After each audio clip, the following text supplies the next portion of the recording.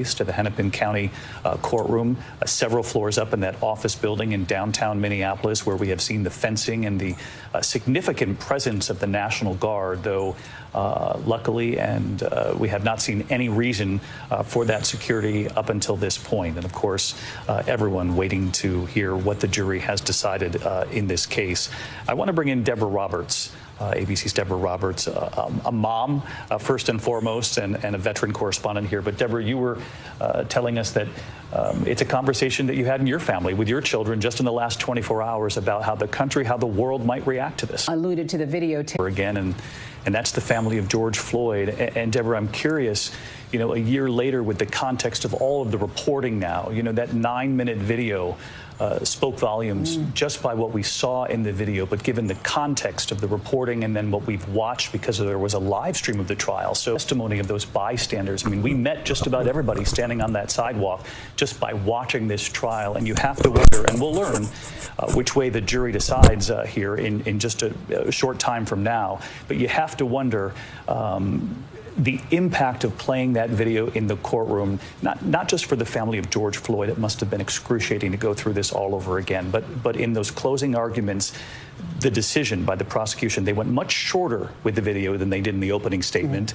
On the flip side, the defense used quite a bit of the video with George Floyd on the ground, and I'll be curious to see what jurors decide.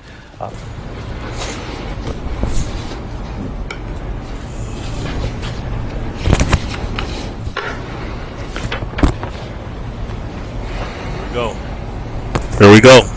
Let's see. I'm thinking it's gonna be guilty. It's gotta be guilty, right? They come back that quick.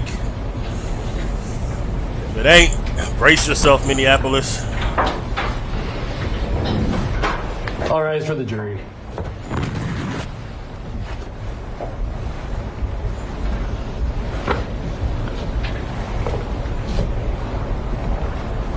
Brace yourself. If this don't go right, you know what it is.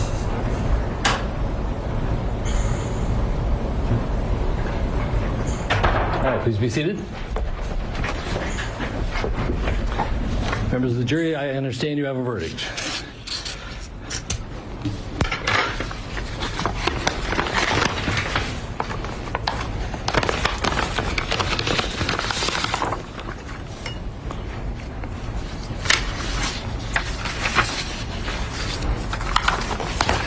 Members of the jury, I will now read the verdicts as they will appear in the permanent records of the 4th Judicial District. State of Minnesota, County of Hennepin, District Court, 4th Judicial District. State of Minnesota Plaintiff versus Derek Michael Chauvin, Defendant. Verdict, Count 1. Court file number 27, CR 20-12646. We, the jury, in the above entitled matter as to Count 1, unintentional second-degree murder while committing a felony, find the defendant guilty. Yes. This verdict agreed to this 20th day of April, 2021 at 1:44 p.m. Signed, juror foreperson, yes. Juror number 19. Fuck out of here. Same caption, verdict count 2. We, the jury, in the above entitled matter as to count 2, third-degree murder, perpetrating an eminently dangerous act, find the defendant guilty. Guilty. This verdict agreed to this 20th day of April, 2021 at 1:45 p.m. Signed by jury foreperson, juror number 19. Same caption, verdict count 3. We, the jury, in the above entitled matter as to count 3, second-degree manslaughter, culpable negligence, creating an unreasonable risk, find the defendant guilty. This verdict agreed to this 20th day of April, 2021 at 1:45 p.m. Jury foreperson 019. Members of the jury, I'm now going to ask you individually if these are your true and correct verdicts. Please respond yes or no. Juror number 2, are these your true and correct verdicts? Yes. Juror number 9, are these your true and correct verdicts? Yes. Juror number 19, are these your true and correct verdicts? Yes. Juror number 27, are these your true and correct verdicts? Yes. Juror number 44, are these your true and correct verdicts? Yes. Juror number 52, are these your true and correct verdicts? Yes. Juror number 55, are these your true and correct verdicts? Yes. Juror number 79, are these your true and correct verdicts? Yes. Juror number 85, are these your true and correct verdicts? Yes. Juror number 89, are these your true and correct verdicts? Yes. Juror number 91, are these your true and correct verdicts? Yes. Juror number 92, are these your true and correct verdicts? Yes. Are these your verdicts, so say you one, so say you all? Yes. Yes. Members of the jury, I find that the verdicts as read reflect the will of the jury and will be filed accordingly. I have to thank you on behalf of the people of the state of Minnesota for not only jury service, but heavy-duty jury service. What I'm going to ask you to do now is to follow the deputy back into your usual room, and I will join you in a few minutes to answer questions and to advise you further. So, all rise for the jury.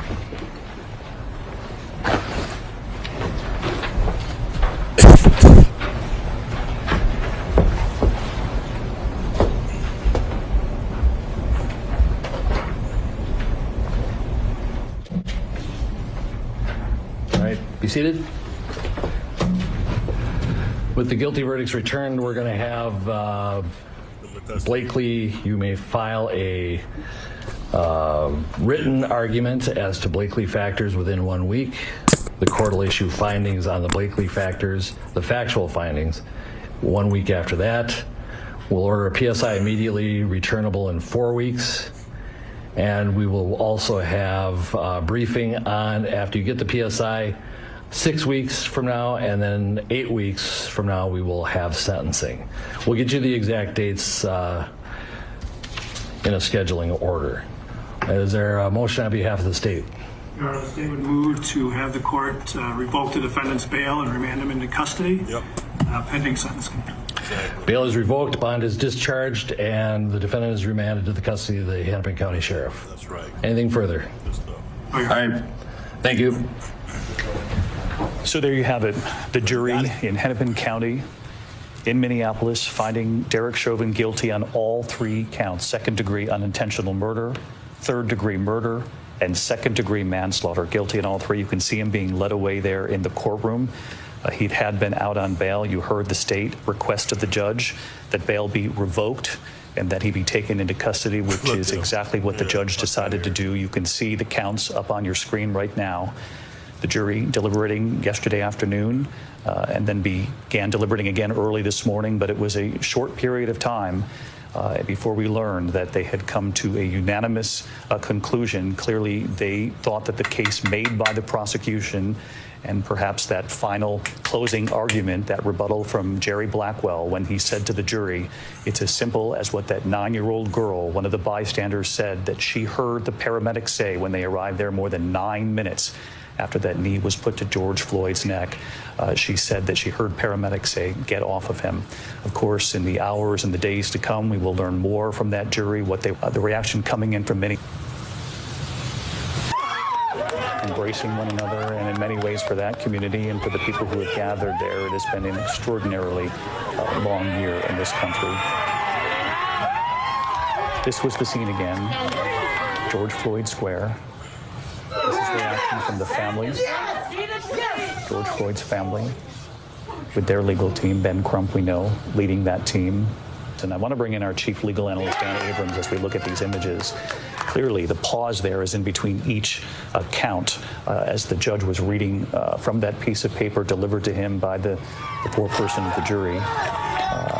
And Dan, guilty on all counts. They believe the prosecution made its case beyond a reasonable doubt. Yep, on each and every charge. And remember that there are slightly different theories with regard to second-degree murder and third-degree murder. I mean, there was a possibility that he could be found guilty of second-degree murder, not of third-degree murder, and then guilty of second-degree manslaughter. That didn't happen. This was a prosecution clean sweep here, and now Derek Chauvin will be sentenced on the highest charge, which is second-degree murder, faces up to 40 years. The sentencing guidelines in Michigan suggest more likely 10 to 15 years. But I'll tell you, David, you mentioned that 9-year-old girl, and she could be relevant in the context of sentencing because prosecutors can ask for what's called an enhancement in the sentencing, meaning to go beyond what the guidelines would suggest because a child was present.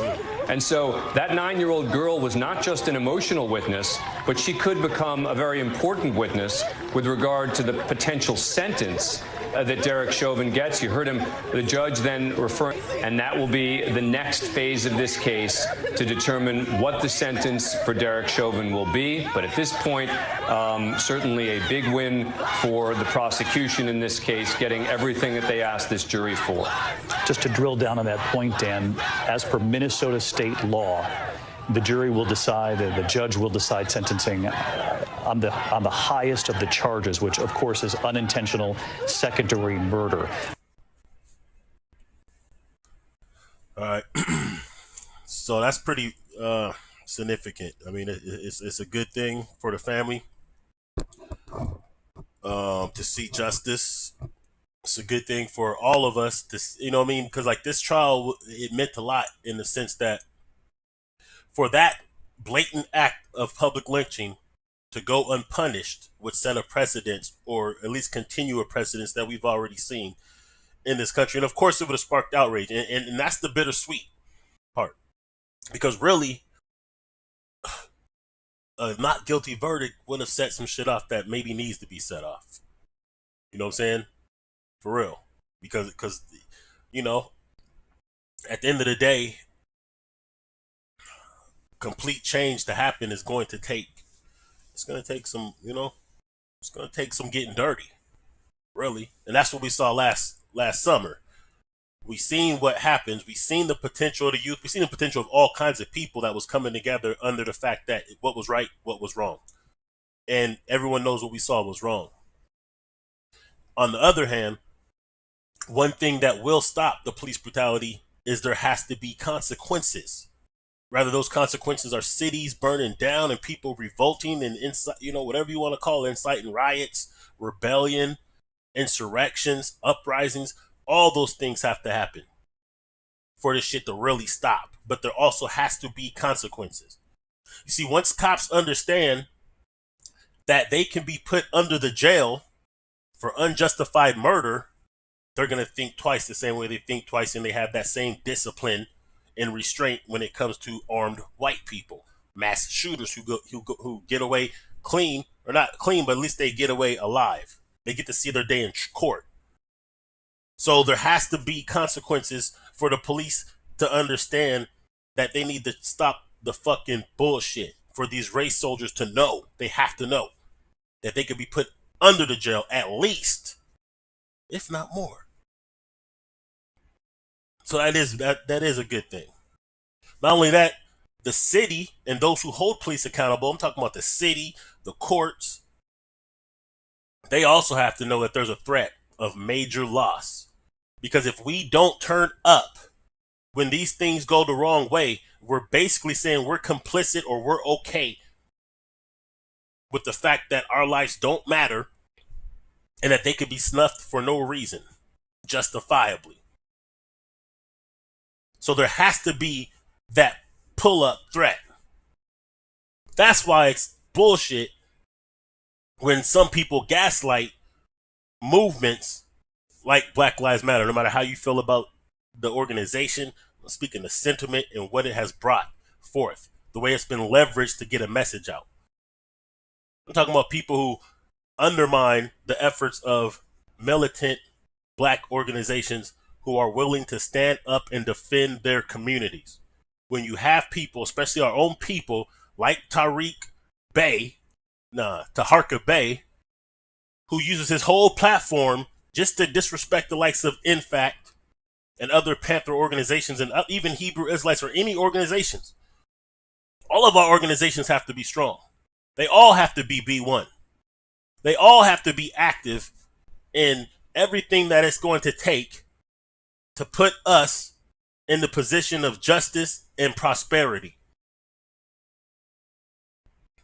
And if there's not any type of resistance, any organized resistance capabilities that are supported by our people, then we're basically just food. So you have all these people, all these so-called pundits in the Black community with these different platforms on YouTube and Facebook or whatnot that always want to gaslight and undermine the importance of being able to have the capability to respond properly to injustice. And it's not up for anyone else. We shouldn't care who thinks what about our response. You cannot tell us to respond the proper way to an improper situation. Don't tell us how to respond to our people being murdered unjustifiably. Don't compare property damage to the loss of life, the redundant, systematic loss of life. And I'm glad that there's white people out there that's, saying, on the right side of history right now. That's a good thing. Don't be so militant and revolutionary that you undermine the efforts of other communities that's coming together to back what we're saying. Because we do it to back their movements all the time. They owe us that. I've been saying this since last summer before my real YouTube channel got shut down. Don't undermine those who come to our aid. Least you be telling them not to come to our aid. Supporting doesn't mean that they're going to usurp the whole movement. Maybe for some of y'all weak-minded people that could happen. But I understand that a general has to be able to command different segments of an army. The same way Hannibal Barca did. He had auxiliary forces from all different kinds of people that he may have conquered or that may have the same interest in defeating Rome as he did. So we celebrate that and we encourage that. No, the fight ain't over. Some would even question if this is really progress. Some would say that they only came back with a verdict that's guilty because they didn't want the city to burn. It doesn't matter. Damn it, if that's the pressure it's going to take to get justice, then we should be applying that pressure to every city where there's an unjustifiable homicide of an unarmed black person. Every major city should be afraid to come back with a non-guilty verdict for a murder. They should all be quaking under the threat of their cities burning when this happens. Because in my opinion, every time it happens, cities should burn. There should be property damage. There should be injured, guilty individuals who are protecting the guilty.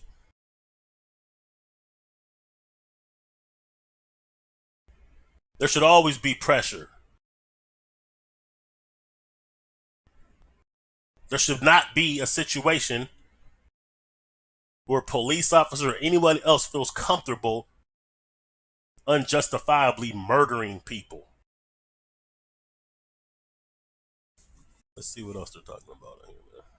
Of course, the live stream offers the country and the world a perspective that we would not have seen had we not been in this pandemic. The judge saying he was doing this live stream because the community would not be allowed to come into the courtroom and witness this trial as it unfolded. But some of what we can't see in that courtroom has just come in, and this is from the print reporter who was inside the courtroom. They're allowing a reporter or two inside that courtroom every day, but because of restrictions, just a small number of reporters. They described the scene as the judge said, "All rise." The jurors entering that courtroom, we are told all of them looked serious. None of them looked emotional, or that they had been teary, or that there had been, emotions exchanged while they were deliberating. All of them, in this note that we've been given by the print reporter who was in the room, serious as they. But anyway, let's not get it twisted. There will be an appeal. And maybe I don't know what's going to happen with the appeal. Some say that because of what Maxine Waters said, which I think was appropriate. I'm glad she said it. Only thing is, it may have compromised the appeal or gave action to appeal. Really, I don't think it'd be justified for them to overturn this decision based on the appeal because of what she said. Because what she said is what everybody is thinking. What she said is what everyone already knows is the threat of coming back with a non-guilty verdict. But at the end of the day, it's either he was guilty or he wasn't. And he was guilty. There was no justified reason for what he did. I don't care how many drugs George Floyd was on. I don't care how many pills they found in the car. I don't care if the $20 bill was fake. It was unnecessary to do what was done. It's unnecessary for police officers to approach nonviolent criminals with weapons drawn on them. Do what you do for the white folks. Take a name, number, do the investigation, and if you find that, he did something that was illegal, send him a letter in the mail like you do with so many white people across the country. It's only us that always are guilty until proven innocent, and then even if we're murdered, they make the trial about us any damn way. I watched the trial. They want to associate everything to killing George Floyd. George Floyd died from everything but being suffocated by this pig right here. And at some point, it's got to be enough is enough. And maybe some of these older cats ain't ready, but these youth are ready. So don't ever try to calm them down when they're ready to get busy. We should be guiding them, protecting them, joining them, and encouraging them. Because at least they understand that it ain't cool the way their life is, the way they have to live their life and the way we have to live our life. So yeah, justice for George Floyd, man. This case is something that within our lifetime is one of the hugest cases. We thought the Rodney King was big, and it was. But this was a huge case. Because this really boiled down to one thing. It didn't really even boil down to black and white. It really boils down to right and wrong and who's going to be on the right side of history. Who actually has respect for humanity and who doesn't.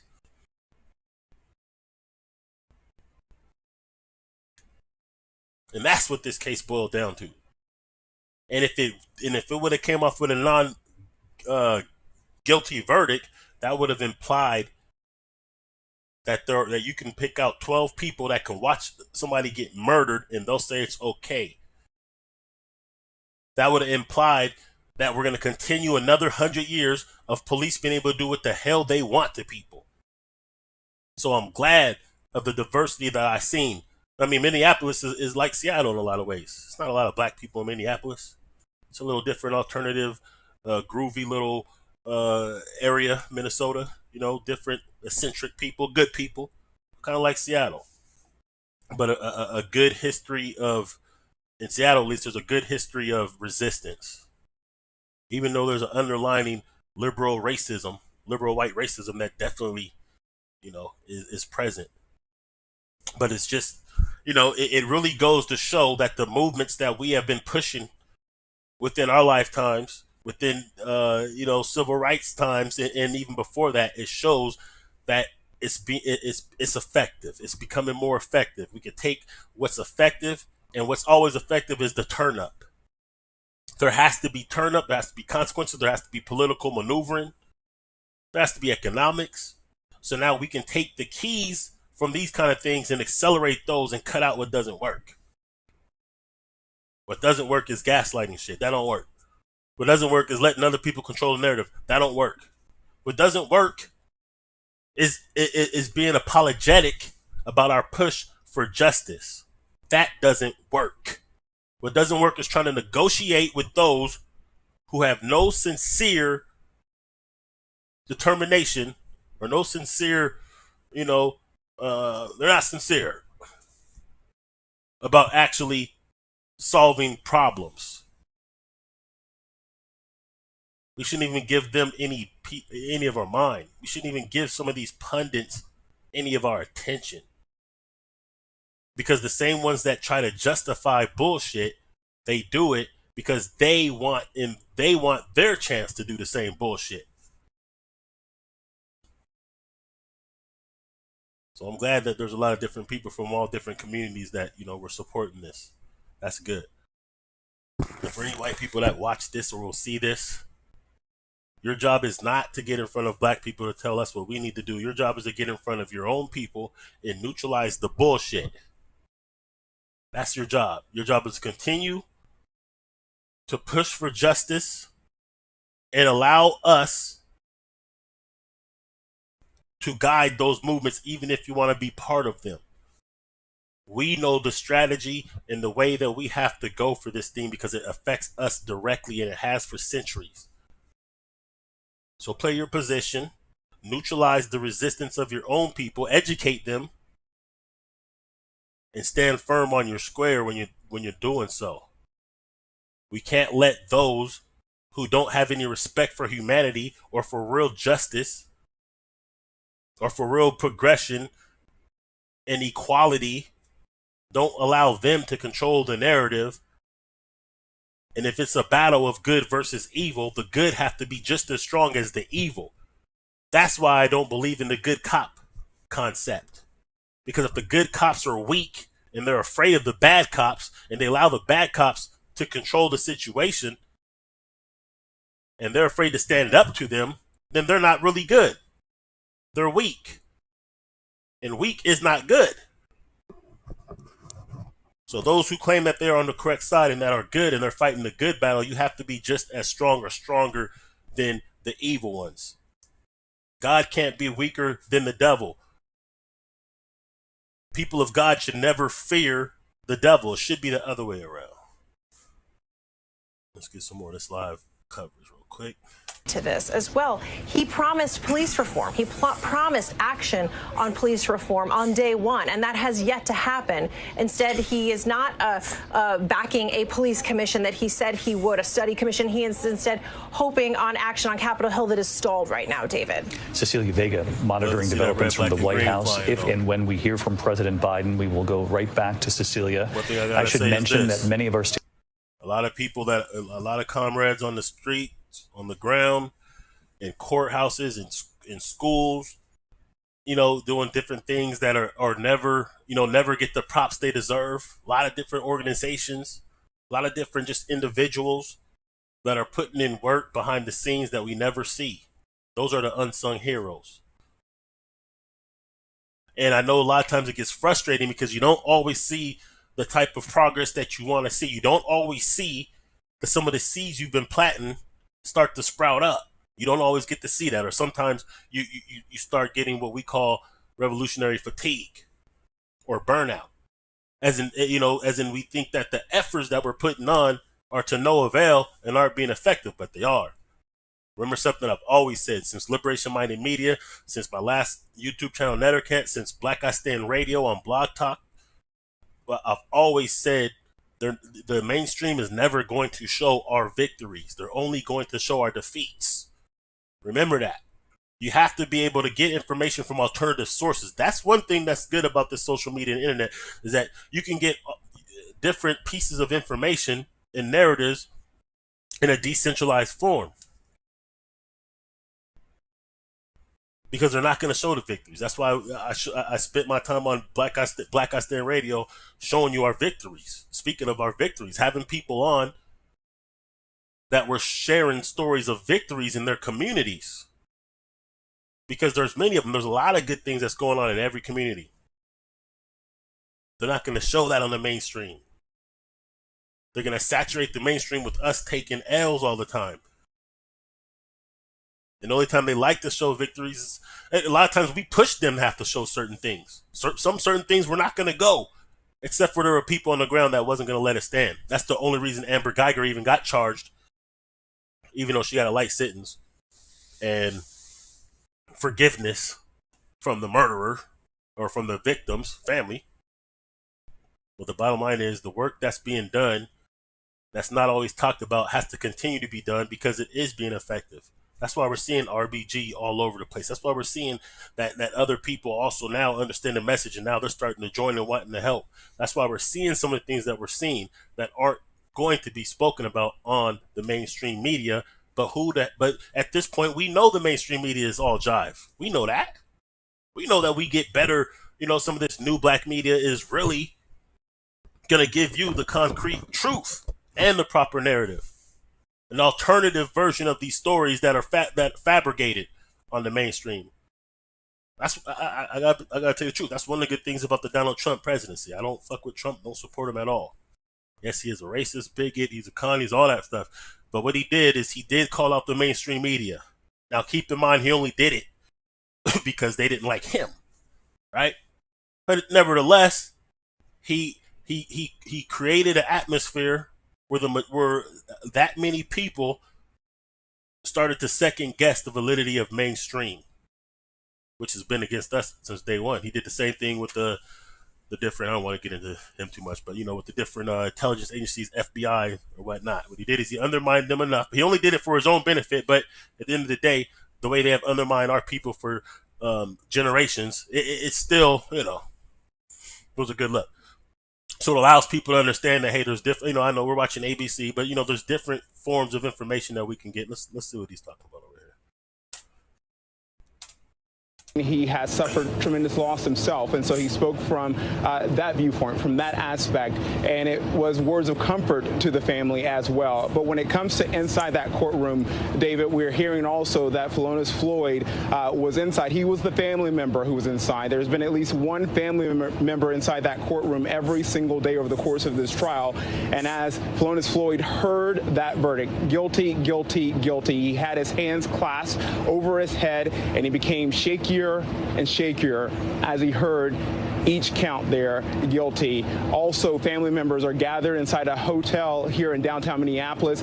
Tears of joy, David, is what we understand, chanting George Floyd's name, just like the demonstrators on these streets, chanting that name over and over again, also saying it's an unbelievable feeling in that room. You mentioned Terrence Floyd, David, that you interviewed last summer. He said he was nervous, angry, but there is this relief that he feels right now. And when it comes to Chauvin being taken away in handcuffs, the family was chanting, yes, that's right, take him away. This is the moment they've been waiting for so long. They've gotten a big settlement. They've gotten a lot of support from the family, but this is what they were waiting for. And now as we await to hear from the family within the next few minutes or so, David, we understand they're going on to the next chapter of making sure they take this to the next level when it comes to legislation and police reform. David. Next steps from the family, pushing for new legislation, and as Kenneth Moten just reported, police reform.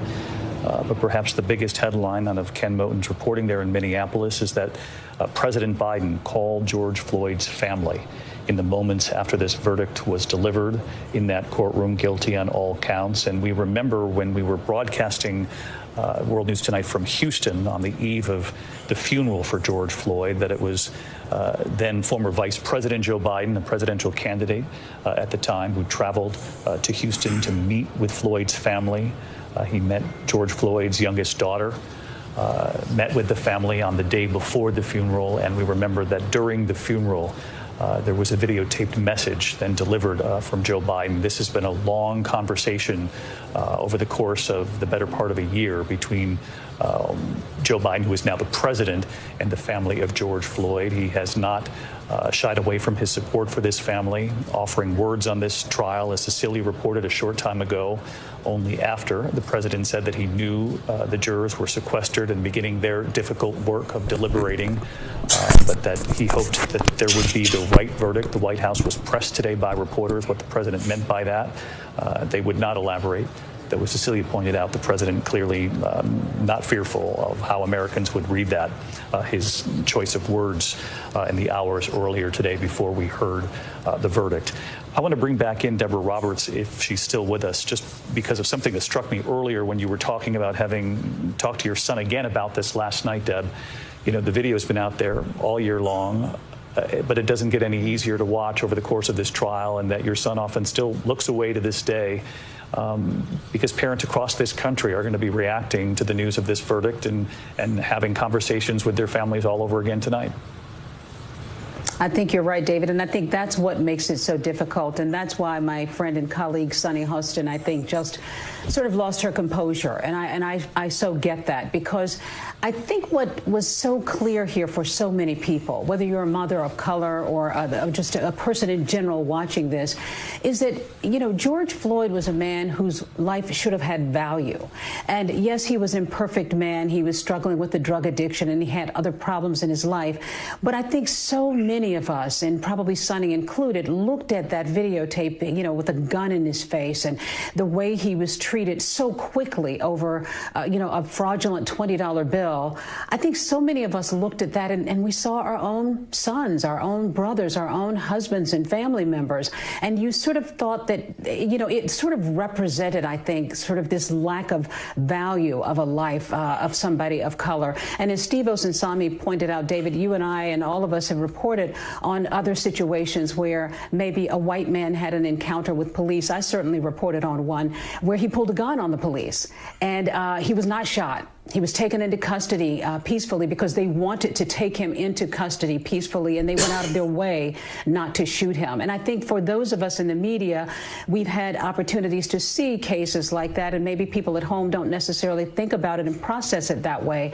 But I think for so many of us looking at that videotape over and over again of George Floyd, just so quickly the situation escalating, and, you know, he's screaming and plaintively asking for, you know, mercy simply to be taken into custody in a way that was I think that was fair. And I think so many of us felt that, and I think that's the core of the emotion here, that it didn't have to be that way and it didn't have to escalate that way. It wasn't about whether George Floyd was a perfect man.